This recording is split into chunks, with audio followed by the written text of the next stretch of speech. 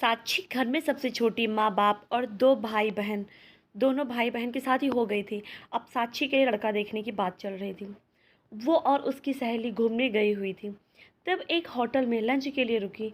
वहाँ टेबल पर वेटर ने एक बुके उनके टेबल पर लाकर रख दिया और कहा कि किसी ने आपके लिए भिजवाया है। ये देखकर वो हैरान थी और सोचने लगी, ऐसे मुझे कौन बुके भिजवा सकता है। उसके बाद रोज़ ही ऐसा होने लगा। रोज़ उसे बुके मिलने लगे और अब उसकी आदत हो गई थी। एक दिन वो टेरेस पे खड़ी थी। तब उसने देखा कि एक सफ़ेद रंग की शर्ट पहने हुए एक इंसान उसकी खिड़की से अंदर की तरफ बुके रख रहा है। वो जब तक उसका चेहरा देखने के लिए नीचे आई, तब तक वो जा चुका था।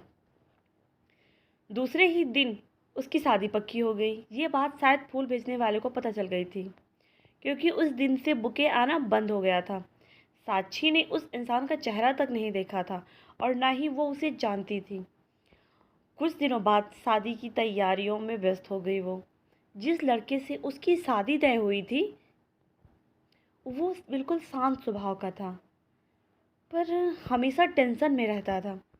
उसने ये बात अपनी भाभी को बताई तो उसने कहा कि शुरुआत में सब ऐसा ही होता है, बाद में सब ठीक हो जाता है। ये सुनकर उसे थोड़ा अच्छा महसूस हुआ। शादी हुई और वो अपने घर आई। उसकी ससुराल में उसका पति, सास और ननद थी। साक्षी का पति आकाश ये मन से बहुत ही अच्छा इंसान था, पर उसका बर्ताव थोड़ा अजीब था। वो बहुत स्ट्रॉन्ग परफ्यूम लगाता था। शादी की पहली रात जब साक्षी अपने कमरे में बैठी हुई थी, तब भी वो इतना स्ट्रॉन्ग परफ्यूम लगा के लगा के आया कि साक्षी को उसकी महक सहन नहीं हुई और वो थोड़ी देर में ही सो गई। जब वो सवेरे उठी तो रोहन से ये कहकर माफ़ी मांगने लगी कि रात में मेरी आँख लग गई, मुझे पता ही नहीं चला। इस पर रोहन कहने लगा कि कोई बात नहीं, शादी की दिन भर की भाग दौड़ में थकावट के कारण आँख लग गई होगी। साक्षी मन ही मन सोचने लगी कि कितने साफ मन का पति मिला है मुझे। दूसरे दिन रिसेप्शन था। उस दिन भी बैठे रहने के कारण कमर बिल्कुल दर्द होने लगी थी। वो अपने कमरे में आई और सोचने लगी कि थोड़ा आराम कर लूं, इसलिए वो लेट गई और लेटते ही उसकी आंख लग गई। सुबह जब वो उठी, उसे लगा कि रोहन बहुत गुस्सा हो गया, पर वो उसके साथ नॉर्मल सा व्यवहार कर रहा था। रात में रोहन ने लगाए हुए परफ्यूम के कारण उसका सर घूमने लगा। शादी को एक हफ्ता हो गया था और रोज़ ऐसा ही होता था। एक दिन उसकी आंख सुबह 4 बजे खुल गई। देखा तो रोहन बेड पर नहीं था। बाथरूम में देखा तो वो वहाँ भी नहीं था। रोहन जब नाश्ता करने के लिए बैठा तो वो पूछने लगी कि तुम कहाँ थे। इस पर रोहन कहने लगा कि तुम रात में जल्दी सो जाती हो और मुझे रात में नींद नहीं आ रही थी, इसलिए मैं आंगन में चक्कर लगा रहा था। साक्षी को अपराधी जैसा महसूस हो रहा था। उसे समझ नहीं आ रहा था कि मायके में वो एक एक दो दो बजे तक रात में जागती थी, फिर यहाँ उसे कैसे 7 या 8 बजे ही नींद आ जाती है। उनकी शादी को 1 महीना हो गया, पर अभी तक उन दोनों को सिर्फ उनके नाम ही पता चले थे। उसने उसे अभी तक ठीक से जाना भी नहीं था। रोहन उसके साथ कभी कभी बहुत अच्छे से व्यवहार करता और कभी कभी अजनबियों जैसा। एक दिन रोहन तैयार हो रहा था तो उसने पूछा कि कहाँ जा रहे हो। इस पर कहने लगा कि तुम्हें पूछने की कोई ज़रूरत नहीं है। जब सास ने साक्षी से रोहन के बारे में पूछा तो उसके पास कोई जवाब नहीं रहता था। एक दिन उसने सोचा कि चाहे कुछ भी हो जाए, वो शाम को सोएगी नहीं, पर परफ्यूम की खुशबू में वो तुरंत सो गई। दूसरे दिन सुबह वो रोहन से कहने लगी, तुम इतना स्ट्रॉन्ग परफ्यूम मत लगाया करो। इस पर रोहन कहने लगा कि तुम्हारे सोने का दोष मुझ पर मत लगाओ। तुम्हें मेरी इतनी चिंता होती तो तुम इतनी जल्दी मेरे आने से पहले सो नहीं जाती। और वो वहाँ से निकल गया। साक्षी अकेले ही कमरे में रोने लग गई, पर उस स्ट्रॉन्ग परफ्यूम की महक का उस पर बहुत असर होने लगा। उसका उसके शरीर पर रिएक्शन होने लगा, जिसकी वजह से उसके पूरे शरीर में सूजन आने लग गई। उन दोनों में क्या चल रहा है, इसकी भनक साक्षी को, सास और ननद को भी थी। वो उसे बिना ताने के बात नहीं करती थी। उसने जब ज़्यादा गौर किया तो उसे वजह समझ में आई कि उसे नींद उस विचित्र परफ्यूम की महक की वजह से आती है। उसने ड्रेसिंग टेबल में रखे सारे परफ्यूम चेक कर लिए, पर उनमें वो परफ्यूम नहीं था। रोहन जब ऑफिस से वापस आया तो साक्षी ने उसका बैग देखा, तो वह स्ट्रॉन्ग परफ्यूम रोहन के बैग में था। पर जब तक उसे पता चला कि उसे नींद उस परफ्यूम की वजह से आती है, तब तक बहुत देर हो चुकी थी। उसे पता लग गया था कि उसकी नींद की वजह वो परफ्यूम ही था। दूसरे दिन उसने परफ्यूम की खुशबू ना आए, इसलिए रात में रुई लगाई और सोने का नाटक किया। रोहन जब घर आया तो देखा कि साक्षी सो रही है। तब उसने स्प्रे लगाया और नहाने चला गया। तब उसे समझ आया कि रोहन खुद चाहता है कि वो सो जाए और सारा दोष उस पर डाल दे। वो जानबूझकर सो जाती। रोहन नहा धोकर अपने कमरे से बाहर चला गया। साक्षी धीरे से ये जानने के लिए रोहन कहाँ गया है, उसके पीछे चल दी। बाहर आने पर देखा कि रोहन आंगन में किसी से फ़ोन पर बात कर रहा है। साक्षी को अब रोहन पर शक होने लगा था। कुछ दिनों बाद रोहन का जन्मदिन आने वाला था।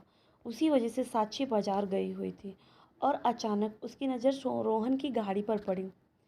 वो सोचने लगी कि इस समय तो रोहन ऑफिस में होता है, फिर उसकी गाड़ी यहाँ कैसे। रोहन एक लड़की के साथ कार में से उतरा और एक होटल के अंदर चला गया। ये देखकर पहले तो साक्षी को बहुत गुस्सा आया, पर बाद में सोचने लगी कि शायद ऑफिस की कलीग होगी। ऐसा उसने खुद को समझाया। पर एक दिन फिर उसने उन दोनों को एक अस्पताल में जाते हुए देखा। अब उसे समझ आया कि उसका पति उसे धोखा दे रहा है। उसे उससे शादी नहीं करनी थी और इसलिए वो उसे जानबूझकर सुला देता, ताकि वो उससे बात कर सके, उससे मिल सके। अब साक्षी ने तय कर लिया था कि इस बात की तह तक जाना था और कैसे वो अपने पति को उस लड़की से दूर कर सकेगी। ये सब सोचकर उसे चक्कर आने लगे और वो बेहोश हो गई। आँख खुली तो वो अस्पताल में थे। एक नर्स कहने लगी कि तुम्हारे पति ने तुम्हारी बहुत देखभाल की, वो 2 दिन सिर्फ तुम्हारे लिए अस्पताल में था। पर साक्षी को सुनकर इन सब बातों पर बिल्कुल विश्वास नहीं हुआ। बाद में जब डॉक्टर उसके चेकअप के लिए आया, उसे देखते ही वो देखती रह गई, क्योंकि ये वही लड़की थी जो बाजार में रोहन के साथ थी। अब उसे समझ आया कि वो दिन भर अस्पताल में 2 दिन क्यों रुका था, और ये बात उसे खटक रही थी। उसे देखने उसके माता पिता अस्पताल आए और उनके साथ चलने के लिए साक्षी से कहने लगे। साक्षी अपने मायके गई। अपने कमरे में आने पर जब उसने अलमारी खोली तो उसे वो सूखे हुए फूल दिखे और उसे याद आया कि कोई उसे कितना ज़्यादा प्यार करता था, और वो जिसे प्यार करती है उसे उसकी कदर ही नहीं। कुछ दिनों बाद वो डॉक्टर ने फिर उसे बुलाया था चेकअप के लिए। वो अपने भाई के साथ अस्पताल गई। वहाँ अस्पताल की सीढ़ियाँ चढ़ ही रही थी कि उसने देखा कि रोहन उस लेडीज़ डॉक्टर के साथ उसके कैबिन में जा रहा था। उसके साथ एक बच्चा भी था। ये सब देखकर उसे रोना आ गया कि एक तरफ तो उसकी तबीयत ठीक नहीं है और दूसरी तरफ उसका पति प्यार के चक्कर में बिजी है। वो वैसे ही लौट गई और गाड़ी में जाकर बैठ गई। उसका भाई पूछने लगा कि चेकअप नहीं कराना क्या। तब वो कहने लगी कि नहीं, आज नहीं, मुझे डर लग रहा है, फिर कभी देखूंगी। उसे उस लड़की पर बहुत गुस्सा आ रहा था। ये सब सोचकर उसे रात भर नींद नहीं आई। उसने फैसला किया कि वो उस लड़की से साफ साफ बात करेगी। दूसरे दिन साक्षी अस्पताल पहुंची। वहां जाने पर पता चला कि वो डॉक्टर अस्पताल के कैफ़े में बैठी हुई है। साक्षी गुस्से में उस डॉक्टर के पास पहुंची, पर उस लेडीज़ डॉक्टर ने हंसकर उसकी तबीयत के बारे में पूछा और साथ होने वाले इंसान की तरफ इशारा करते हुए बोली कि ये मेरे हस्बैंड है और ये मेरा बेटा। ये वही बच्चा था जो उसने उस दिन देखा था। साक्षी को ये सब देखकर कुछ समझ नहीं आ रहा था, क्योंकि वो डॉक्टर अपने परिवार के साथ बहुत खुश थी। फिर भी वो डॉक्टर कहने लगी कि रोहन हमेशा तुम्हारे बारे में ही बोलता रहता है। तुम जब बीमार थी तो उसने तुम्हारा बहुत ख्याल रखा था। बहुत खुशकिस्मत हो कि तुम्हें इतना प्यार करने वाला पति मिला है। प्यार? ये आप क्या कह रही हैं डॉक्टर? वो तो मेरी तरफ देखना भी नहीं चाहता। फिर तो तुम्हें सच जानने को बहुत ज़रूरत है, और मुझे लगता है कि ये सब तुम्हें रोहन से पता चले तो अच्छा है। साक्षी अपने घर पहुंची। उसके घर लौटने पर उसकी सास और ननंद खुश हो गई। साक्षी ने उन दोनों से कहा कि रोहन को न बताए कि वो लौट आई है। रोहन को नहीं पता था कि साक्षी घर लौट आई है, इसलिए उसने कोई परफ्यूम नहीं लगाया था। अचानक साक्षी को कमरे में देखकर वो हैरान रह गया और कहने लगा कि तुम कब आई, तुम्हारी तबीयत ठीक नहीं है क्या? तुम आराम करो, मैं स्टडी रूम में अपना काम कर लूँगा। वो उसे टालने की कोशिश करने लग रहा था। ये सब देखकर साक्षी को बहुत गुस्सा आया और उसने फैसला किया कि वो इस घर से हमेशा के लिए चली जाएगी। वह अलमारी से अपने कपड़े एक बैग भरने लगी। तब उसे एक लिफाफा मिला। उसने वो कागज़ पढ़ना शुरू किया और उसमें जो लिखा था वो पढ़कर उसके पैरों तले ज़मीन खिसक गई। वो रिपोर्ट रोहन की मेडिकल रिपोर्ट थी, जिसमें लिखा था कि रोहन को ब्रेन ट्यूमर है। ये पढ़कर उसे धक्का सा लगा। वो रोते हुए स्टडी रूम की दौड़ी। वो रिपोर्ट रोहन के सामने रख दी। वहाँ उसे एक और धक्का लगा जब उसने देखा कि उस रूम में सभी तरह साक्षी के हाथ में बुके लिए हुए फ़ोटो लगे थे। मतलब वो बुके भेजने वाला कोई और नहीं था, रोहन ही था। तुमने मुझे ये सब पहले क्यों नहीं बताया? साक्षी गुस्से में रोहन से बोली। तुम मुझे अच्छी लगती थी, इसलिए मैं तुम्हें रोज़ बुके भेजता था। उसी बीच मैंने घर वालों को बोलकर तुम्हारे यहाँ रिश्ते की बात करने के लिए कहा। शादी तय हो गई। उसके बाद मुझे पता चला कि मुझे ब्रेन ट्यूमर है। डॉक्टर ने कहा था कि अभी ट्यूमर की शुरुआत है, इसलिए तुम ठीक हो जाओगे।